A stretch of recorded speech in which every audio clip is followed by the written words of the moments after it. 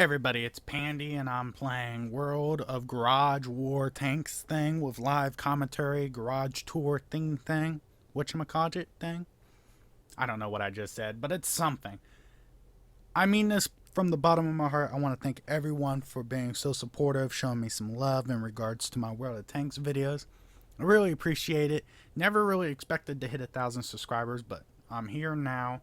It's been a slow and long progress, and I want to thank everyone again for giving me 1,000 subscribers. If without you fine folks, I'd probably still be doing World of Tanks videos, but you guys gave me the opportunity to actually make it, feel like I'm actually affecting some of you guys and making it worthwhile. And this is like the best hobby I've ever had. I've never had a hobby this great. So thank you guys for the love. So for your love, I'm going to be showing you guys the garage that I happen to have now. And something a little special at the very end of the video will be, announced for you guys just for the dedication that you guys given me. So let's go ahead and get started without ado. The very first tank that I happen to have here is the Patton. Patton is a fantastic tank. It has a good gun, good view distance, great mobility. Only thing I dislike about it is just the weak ass armor that comes with it. Doesn't really have much of any armor, and its quote-unquote bouncy turret is not really all that bouncy. I mean, it can deflect some shells, but it's not really all that great. So this is one of those tanks that you just simply can't get hit in. That's about it.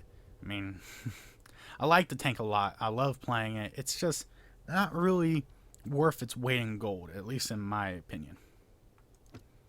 Next tank is pretty much the T-30. T-30, I have a love-and-hate relationship with it. I love the cannon. The cannon does fantastic things and just rips apart targets and eats targets up and all that good stuff. It's just its armor. Its armor is not compatible for Tier 10 battles. It just does not hold up to the stresses of damage when you're taking it. It can give it, but it can't take it. Not like the Moss or E100 or any of the other associated Tier 10 tanks like the IS-7. It just can't take any damage. Well, with that, it has some very distinct weak spots, and on the hull, even if you're playing hull down, you can always shoot the top of this turret. I mean, you can get straight through it, and it just won't matter any. It won't matter even if you are the best player out there. That's why I refuse to put a liner on. I put optics on it so I can get better view distance, so I can spot the enemy coming up to me a lot better compared to my other counterparts. I mean, it has the same view distance as the Patton with 160, so the optics just extends that range just a little bit. So love-hate, etc. Here's my pocket heavy, the E50. The E50 is a fantastic medium tank. It is a lot like a main battle tank, but it's closer to the heavy tank level. It's better armor than the King Tiger, but at the same time it has a lot better mobility, better gun, etc. I mean, it does fantastic when you're trying to scout with it because it has a really high top speed. But at the same time, it just doesn't really... It makes up as a heavy tank in some capacity, but the mobility is what makes it really roll out there like a bat out of hell. Heavy tank armor for Tier 8, Tier 9 speeds. Now here's the baby mouse. Mouse. Yeah, mouse. Yeah, I'm getting my pronunciations better, but English was not my first language, so just bear with me. Here's the baby mouse. Baby mouse is a fantastic tank. This is the very first Tier 9 tank that I've actually ever gotten. What happened was they had that soft wipe during closed beta, and I took all my free experience and just dove straight to it. I really like the armor on it. The armor does bounce a lot of shots. The only real weakness I can actually find with it is its side armor and the rear mounted turret. To do any kind of peekabooing, you have to shove your whole hull out there to be shot off. So you can't really do any peekabooing with it. It does great in alleyways because it does have really thick frontal armor, but that is all negated when you're trying to peekaboo and you have to show your side armor out. So you try to avoid that. I'm still trying to get used to the AP normalization with this tank because it does bounce a lot of shells, and I really do like that. Side armor is just a bad no, especially when it's on sloped like it is. I do like the turret. I do like the camouflage that I managed to put on it. It does really bring the tank out to what it really is. So, I mean, it looks nice. I mean, I should have gone with this with my E100, but meh. Now here's the E100. I have broken down, and all I do is fire heat rounds out of it because the penetration on this gun sucks. I really don't like this gun just purely because the penetration is not up there. It just doesn't really get the job done properly as a tier 10 heavy. This is only really a Clan Wars tank to me, and I only use it when I have to, but if I have a preference, I have another choice, which I'll talk about shortly, but the tank's alright. Good armor. Side armor is kind of iffy, but good armor all in all. The gun is great with premium rounds, and it's not even worth trying to shoot AP or HEN out of it, or you're just going to end up losing money at the end of the battle. So it's expensive to run, so I hardly ever run it anymore. So there it is. I just recently got the Lowe. I can't really say much about it because I haven't really played it all that much. The reload time is slower on the same gun as the 5100. 5100 and the Lowe come with the same gun. It's just this tank reloads slower because it's missing one crew member. Doesn't have a radio man to help reload. So with only 2 guys reloading the gun, it does reload at a much slower rate. It's almost closer to 1 minute. Has lower ammo count, and it's a really fun tank because you move really fast. I haven't really fully upgraded this thing quite yet. Still missing the final engine on this bad boy, and when I got this engine, I noticed an immediate difference. So I'm going to probably be surprised at how fast it can haul ass with the big engine. So I'm looking forward to that, and I really want to get my bat chat as quickly as possible because that is used in Clan Wars, and I've seen it used to great effect. I actually really do like the tank a lot, and it does what it does, you know. So, you know, give me a second, coffee break.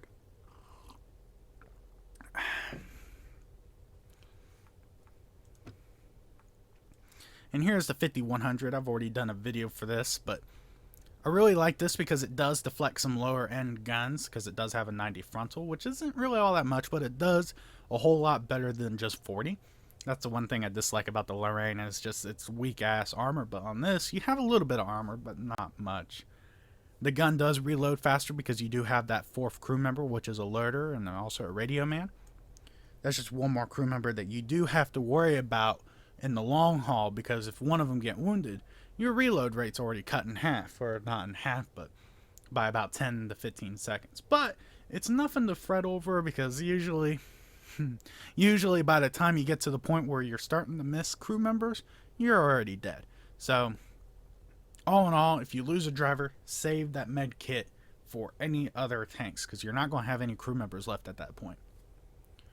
With that dual machine gun at the top scares the shit out of people. I don't know. Whatever.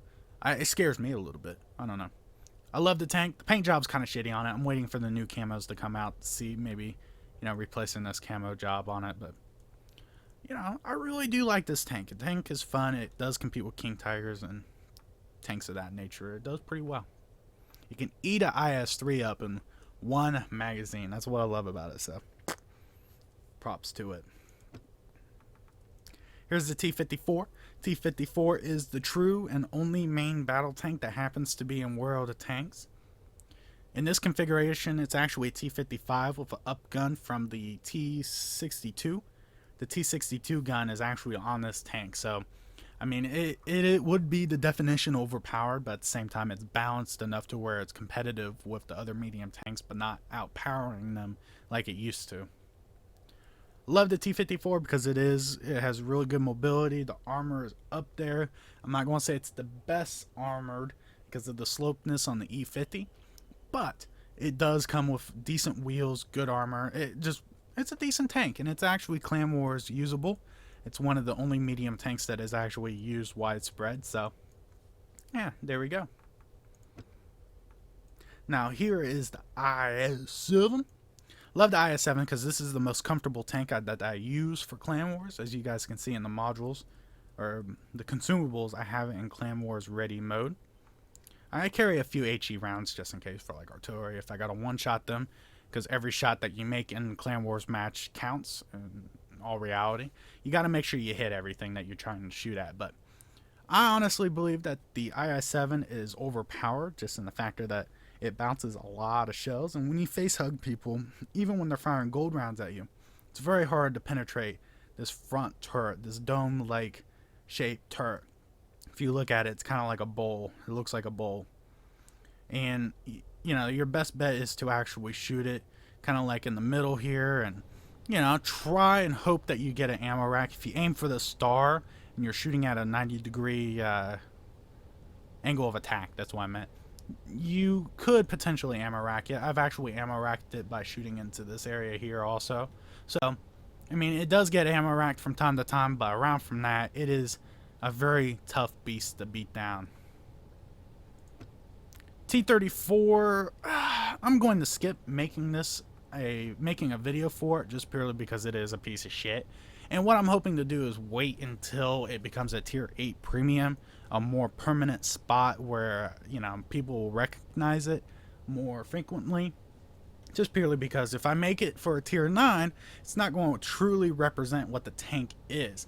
I made that mistake with the T-30 thinking then, you know, they're never going to get around to converting it, but I did the T-30, and I'm going to do a revision of the T-30 once it becomes a tank destroyer. But for this, I'm going to hold off on making a video for it, talk about it then. I think it's a piece of shit. I do appreciate the gun. It has a fast reload, and it does decent from a hull down, and it's pretty fast, but it doesn't really compete with the other heavy tanks, especially like the E-75 and IS-4, where they have some decent armor. And the French tanks, even though they have no armor, they can put out a lot of damage. This, I don't even want to talk about this tank anymore. T-92, lots of armor, big ass gun, slow as shit. Enough said. And the VK4502 OS-A, the predecessor to the OS-P. Is that the OS-P? I think it's the OS-P. Or OS-B. It's P for Porsche, but OS-B. But it's a rather decent tank. It has really good mobility, but it can't really compete with any of the other tier 8 tanks out there because of this gun. The gun is actually the short 105 or the short 105 on the King Tiger. I mean, the mobility is good, the armor is okay. The gun is what kills it for me. I mean, I like it. I get a better win percentage in it than I do in my King Tiger. It's just a factor that it has some weak armor, and with that weak armor, it's made up of mobility, but the mobility doesn't mean shit if you get hit. So, you know, another love-hate relationship for this tank. It's rather fun to play at times. Sometimes it's as frustrating as hell. I mean, I'm going to make a video for it eventually, and then I'm going to sell it. And when I do make that video, don't fret, I will load it up with modules so that I can get the best possible performance out of it. It's just right now, I don't play it enough. I don't play it as much as I would think I would. I only really played it during the ×3 doubles, so, you know. Now here's the E-75. E-75 is the Super King Tiger, and it really does look like a King Tiger, and I do really like it for its heavy punch, good armor, and just overall mobility. You know, if I can compare it with the E-50, this is the bigger, badder, heavily armored E-50. Even though it's a lot slower, it does get the job done, and it does move around better than the King Tiger as far as I know. So it is an overall improvement, and I do believe that this thing is OP. If you bump up the hit points and leave everything else the same, it would make a very competitive tier 10 heavy tank. So, I mean, this tank is pretty fun. I really do like it, and I play it every time I get a chance to play a tier 9 heavy. Play it more than I do my IS-4, and the IS-4 is, I'll get to the IS-4, so it's a really good tank. Ferdinand, I don't really want to talk too much about it because I just posted a video about it, so I mean, you guys will have a chance to watch it and throw down your opinion and everything along those lines. But I already talked about it. I don't really want to talk about it anymore. Decent tank. I don't know if I'm going to keep it when I get the Yag Tiger. Plan on buying a lot of my tier 8s back. This is the reason why I don't do live commentary, because I can express my thoughts, but, you know, I don't say things right just purely because, well, I'm not really good at speaking English, so yeah. You guys can tell now when I get into extensive conversations, I get off subject like I am right now, and I just can't pronounce shit for worth of shit. So, but I just already talked about the Ferdinand in the most recent video that you guys probably already see. So, here it is. And the Amex 1390. 1390 is a pretty decent tier 7 like French tank. It comes with a 90 mil. It's a lot of fun. I'm in the process of buying the modules back. I transferred a lot of the modules over to the Lorraine, and I'm in the process of buying the ones back for this one.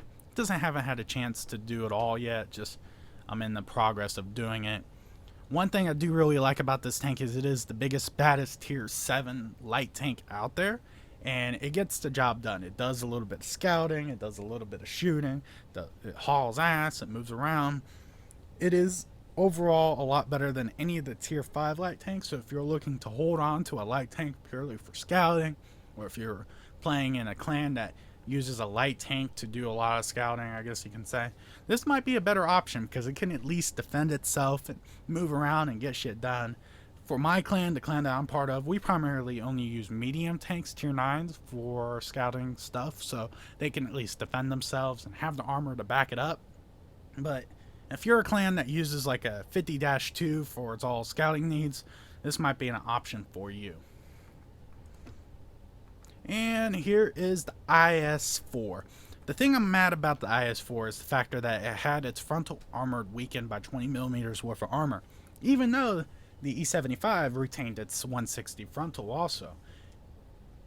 E75 has a better slope on the front, where this one's more of a 45-degree angle type slope, and it has this big ass weak spot, the driver's hatch on the front. I do not understand why they removed 20mm worth of frontal armor. It is believed that it is OP. Even with the extra 20, I was able to whip an IS-4's ass if I ever faced up against it. It's all about hitting the weak spots, which is the glacis. Now I don't even have to worry about these things because all I have to do is aim at the frontal. I have to avoid these little points right here. But if I just hit that front, it's a done deal. So I would like to see, even before it even became a tier 10, see the 20mm come back, just so that it is, balanced, at least in my opinion. I think they screwed people who have the IS-4 in being competitive in any matches without that 20mm frontal. So that's at least my opinion. The gun is still awesome. It's great from a haul down position. I mean, the turret is in such a shape where if you shoot anywhere on the turret, it's going to bounce unless you're shooting it from the sides. So overall, the IS-4 is still competitive. It's just it has that big weak spot called the whole front of the tank. So there we are. Now here is the Object 704 with the BL10. I love this thing already. I've fallen in love with it just like I did with the T95. It is a fantastic tank to play. I play it fairly regularly now along with the T95. Plan on making a video for it just like the other tanks. I haven't done it yet. It is love the mobility, love the gun, armor's okay.